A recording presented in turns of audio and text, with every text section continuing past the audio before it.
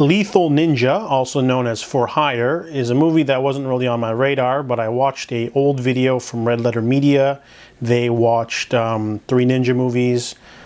They said this one was the funniest one out of the 3, but I didn't enjoy it at all. I thought this would be a nice cinematic atrocity, and it is. It's a direct-to-video movie that no one's seen.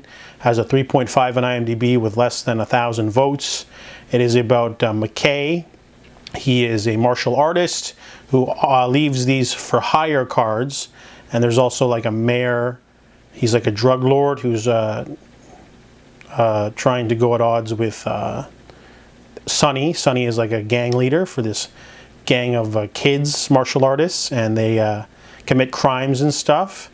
Nothing really happens for the first hour of this movie. It was really hard to watch because there's like no action in the first hour of this movie. You get a couple confrontations after that, but nothing too big. They save most of the action for a goofy funeral scene, and you barely get to see the main character as a ninja.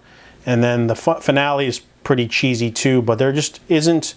There's only like 1 or 2 scenes that made me laugh. There's a scene where he's like fighting he's dressed as a ninja and he's fighting the Sonny's gang, and then he fights Sonny. That was a good sequence. There's a great scene where he gets tricked by the women, and then he ends up beating them all up because they're terrible gang members. He goes easy on them first, but then they turn out to be awful.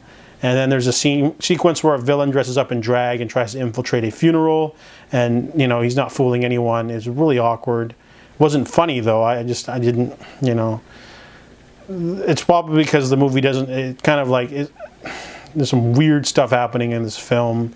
Yeah, I don't consider it a cinematic atrocity. So it's just a terrible film. And I give Lethal Ninja a 2 out of 10. Ninja Warriors is a schlocky, cheesy action movie that Red Letter Media watched, so I wanted to watch it too.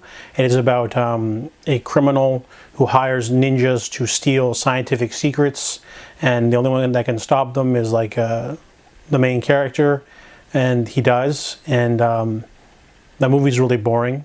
I mean, the plot is really all over the place. The acting's terrible. The main villain is he pantomime. I don't know if they just grabbed him off the street. There's a scene at the end where he's got to like clutch some papers, and he's kind of like this. He's like, no, I've waited my whole life. No, you can't take it from me.